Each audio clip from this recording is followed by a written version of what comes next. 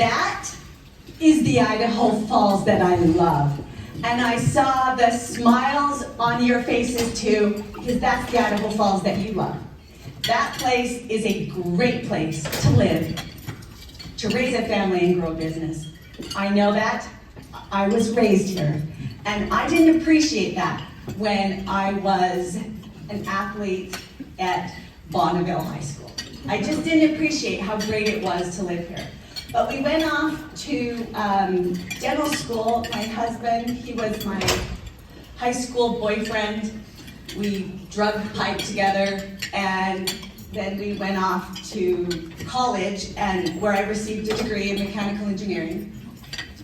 Then we moved to Cleveland, and in Cleveland, I thought, this is a great place to live. We're outdoors a lot, we're poor, and so there's a lot of free things for us to do. There's a trail system, there's parks, it's a really nice place to live.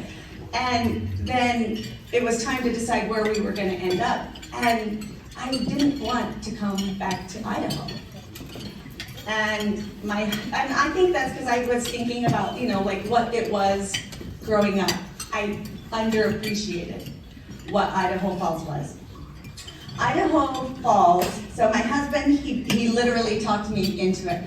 And he said, Lisa, we live at the corner of West Yellowstone and Teton National Park. That's the corner we're gonna live. And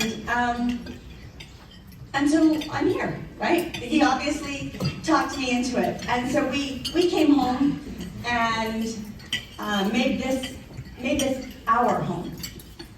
And I joined the PTO, our children started school. I was the arts mom, I was the soccer mom, and I was the room mom. I then joined the Idaho Falls School Board to create a system that would ensure that children had opportunities to learn and grow. And we really focused on improving facilities. We focused primarily on our elementary schools at the time. Edgemont, Longfellow, Ethel Boys, and Dora Erickson. We passed a bond in order to rebuild those. But what we did is we rebuilt them in the neighborhoods that they existed in.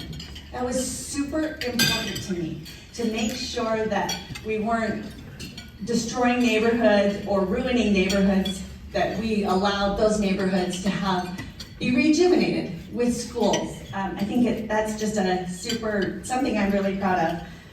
So then I joined the city council 5 years ago. And while I have served in many of those different roles, my focus hasn't changed. It's always been about building a strong community. So our challenge now is to build this community for the next generation. There probably couldn't have been two people who would have made me more emotional than having my niece, who I love dearly. I tutored her through math, and she is now a freshman in college. And then my dear friend, who only today did I find out she was going to introduce me. When she says we were childhood friends, we snuck out of windows together, and well, my parents don't. Kim's dad is still alive. But we exchanged clothes as well. Like, we were truly childhood friends. And that is who we are here to build a community for. The next generation. That's what our work is. And we can make sure that this remains a place where neighbors get out and help each other shovel sidewalks, and where we wave when we head to work in the morning. We can make sure that people build safe, happy lives where their dreams come true. I'm gonna take little drinks here.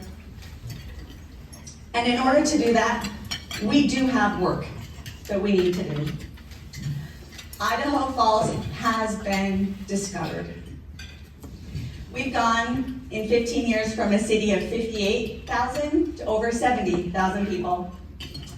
And that's just in Idaho Falls. That doesn't include Ammon, Yukon, Iona, and Bonneville County. That's just Idaho Falls. That's how much we've grown. All of that growth brings challenges. Traffic. New neighbors in new parts of town. More people who go to your favorite camping spot. New ideas, different perspectives, and I'm committed to building a city that works for all residents. Those who have lived here for generations and those who are just starting to put down their roots.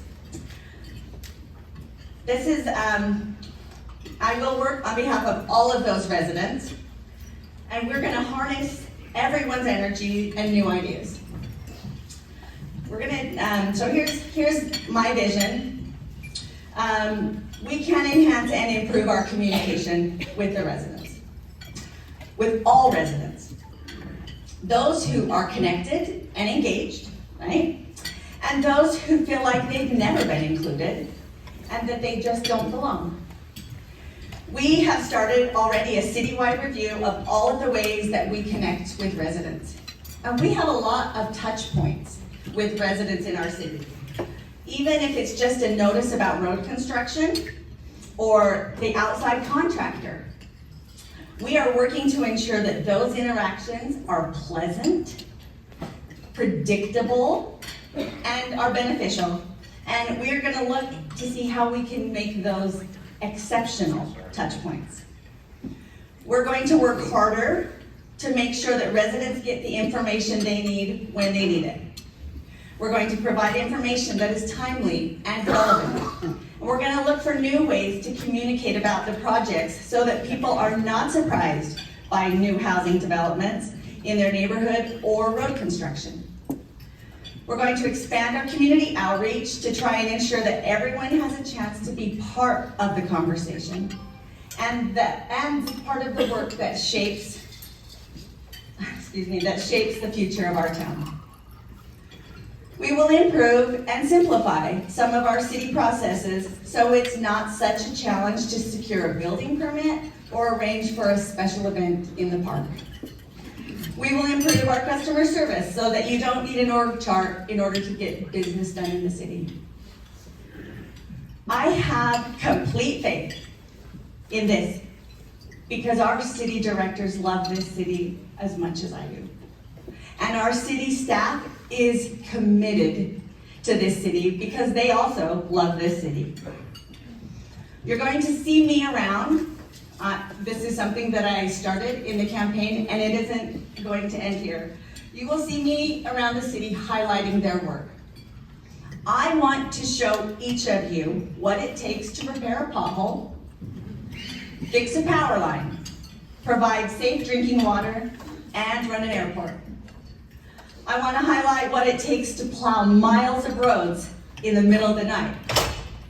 What it takes to keep a fire truck and a car on the road and the police cars on the road and handle the service and billing of our utility customers.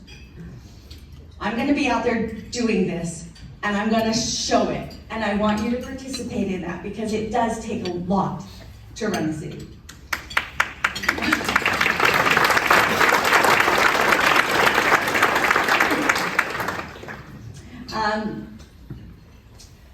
It's also what it takes to build a community. You build a city and you build a community for the next generation.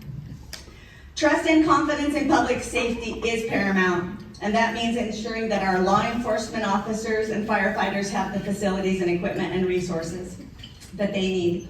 We have made considerable investments in this. And when I joined City Council, the prior City Council had already decided to move forward with a new police complex. I wasn't completely sure if we needed it. And the truth is because I want a rec center. That's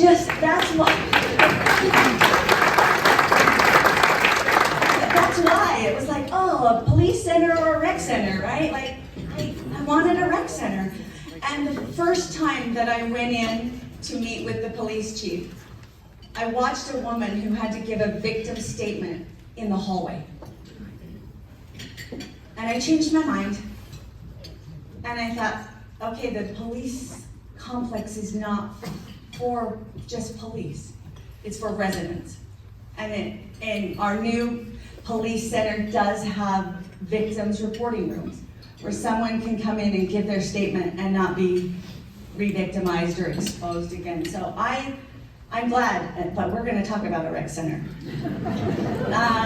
Okay, so those investments are making an impact. Violent crime is down in our town, 1%. That is not statistically significant. I don't know if I mentioned I'm an engineer, I think about those kinds of things. It's not statistically significant, but crime has been increasing over the last several years in double digits. So to have a decrease this year, it does say something.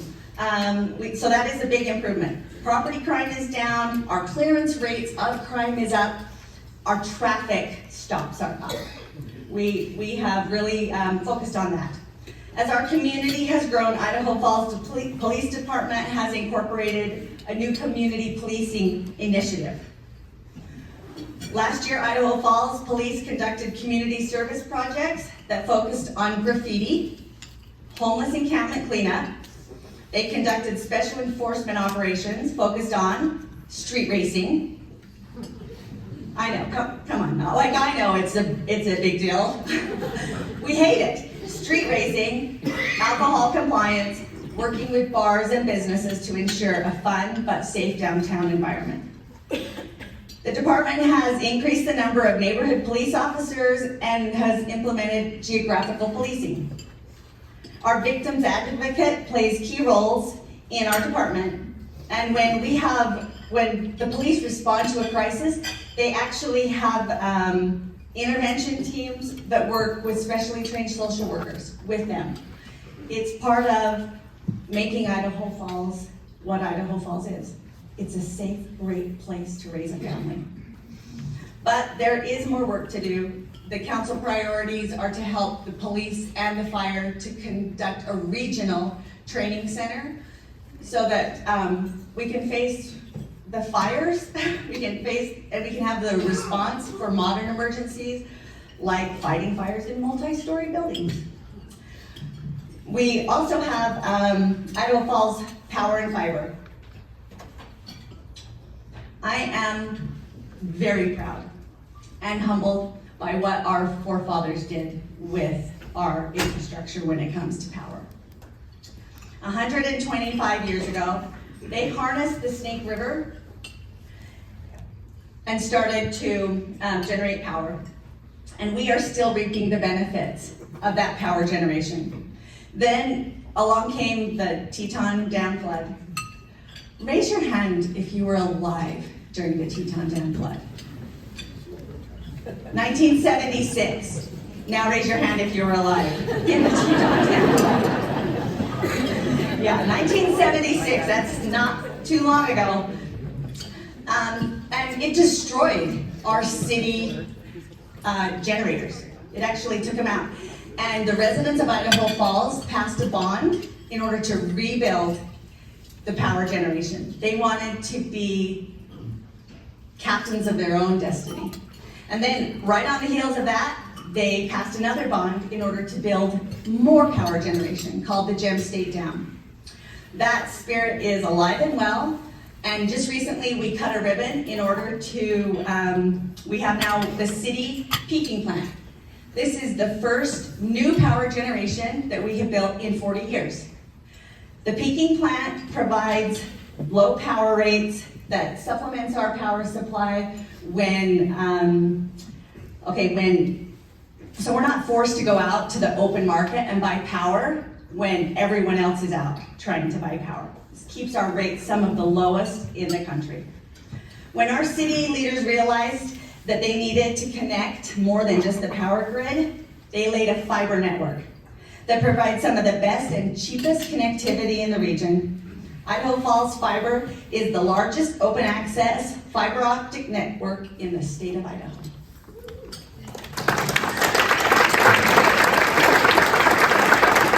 Okay, some of these investments are easy to see firsthand. I'm gonna grab my phone really quick because I care about time a lot. Okay, yep, I'm good, we're good. I just want to make sure, if you're ever betting over or under on Lisa, bet under. Okay, so some of these investments are easy to see. We have all watched as our skyline has changed over the last year as the new water tower has been constructed. I personally love the new water tower. It doubles the capacity of our old water tower, and it strengthens our reliability as a city. But I know change is hard, but with a growing city like it is inevitable. And good things and new opportunities are a part of that change. Take the Idaho Falls Airport, for example. I remember the one flight a day. Now we have direct service to 10 airports on 5 carriers. You can fly to the West Coast, Seattle, Orange County, south to Dallas and Phoenix, and east to Denver and Chicago. And we have mainline aircraft now, also flying into Idaho Falls. I remember the turbo, that was all there was. What that means for us is it means more family reunions, more visitors, and more business opportunity. As this demand increases, we are expanding the airport. We've made upgrades and improvements to the parking, and we have planned improvements for the baggage and the handling areas.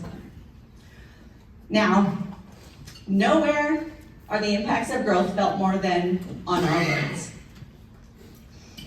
Traffic. We hear about it, we see it, we know it. Long lines that used to not be there on a Friday night. The shortcut that used to work that no longer works. I see it, I hear about it from my family and my friends. Some of these problems Idaho Falls cannot solve on its own. It's going to take partners, and we as a city are committed to being good partners with them. We're already working with the county and the surrounding cities to coordinate our transportation network. We're partnering with Ammon to better coordinate our traffic signals and to improve traffic flow. We're working with Bonneville County on improvements to East River Road, St. Leon, Iona roads, as well as traffic signals on 49th. If I didn't name your road, it doesn't mean it's not going to happen. Those are big roads, though.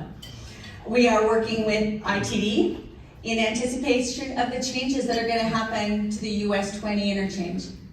This is going to dramatically affect how traffic flows in Idaho Falls.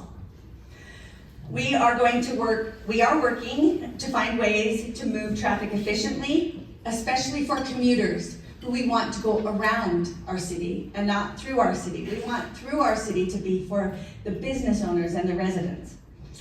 Meeting these challenges is not going to be easy, and we're going to need people involved during these processes. We need to be bold. These things are opportunities.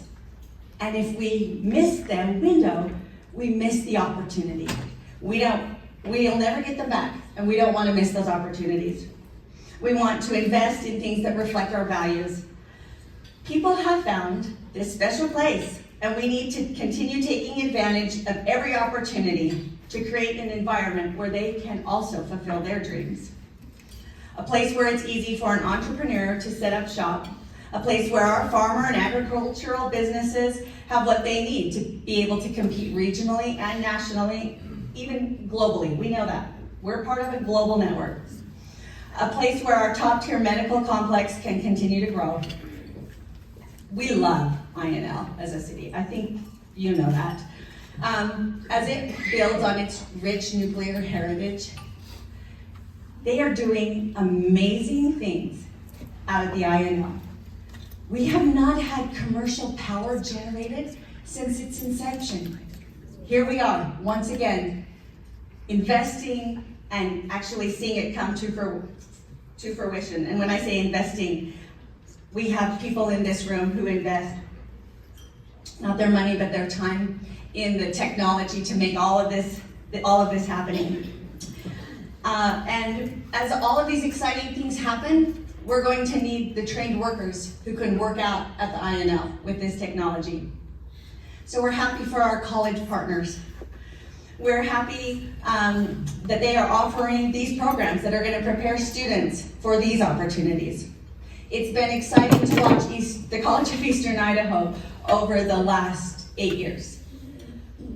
VOTEC, VOTEC, ITEC, CEI, right? I mean, I think that's the way that it worked. And I'm excited for it. What a great opportunity we have now. We have an opportunity for children to stay at home. I call them children, they're young adults. They're staying at home and they're getting a college education at CEI that takes them directly into the workforce. We can take advantage as a city, excuse me, I'll get this in front here. We can take advantage of opportunities by building thriving neighborhoods. We can take advantage by building a vibrant community. And it means planning for growth. Taking advantage of for infill, which actually reduces the infrastructure costs because you're not going to be putting down miles of sewer line. $500,000 a mile is what it costs to put in a sewer line. It means different kinds of housing to suit different kinds of lifestyle.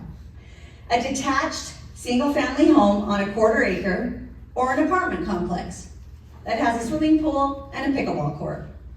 Or maybe just a home that's close to work. A 55+ community did not exist 20 years ago. Now it's a reality. There is a demand for that kind of living. Some young professionals have no interest in moving into a house that has a yard. They want to go backpacking and hiking and swimming out to the lake on their Saturdays. And we recognize that there is challenge in today's housing market. We want to be part of that solution. We want to be able to provide ways for families to attain the dream the dream of home ownership, if that is what they want. All of those neighborhoods, no matter what they look like, should have access to things that make Idaho Falls so special. They should have access to work opportunities, grocery stores, good schools, the parks, and the trail system. We will work collaboratively with our school districts to update and improve our facilities, so students are learning in buildings that meet the demands of the 21st century. I will be regularly meeting with school officials. It's already started, we're meeting monthly, to find ways to coordinate planning efforts to ensure that we have those schools that support our new neighborhoods. Making sure people have access to parks and beautiful green spaces is a priority of the city. Think about how old Toffus Park is, Reinhardt Park, Freeman Park, Kate Curley Park. These are the founders of this town. It was a priority to them, and it is a priority to me. We will continue to develop our park system and our trails, which has more than 26 miles of it now. That's of the trail system. These are beautiful places that enhance the overall community quality of life, livability, and health of our community. All right, I said I was going to talk about it. We can create a multi-generational wellness center that provides something for everyone.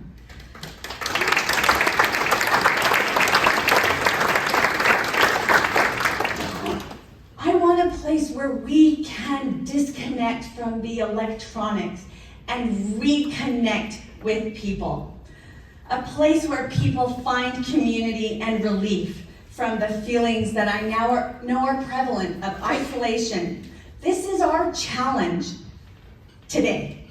Our challenge is to reconnect as a community. No doubt about it, I'm excited to do the work. I hope you noticed how many times I used the word we. We is not the city. We is us. We live at the corner of West Yellowstone and Grand Teton National Park. This is our town.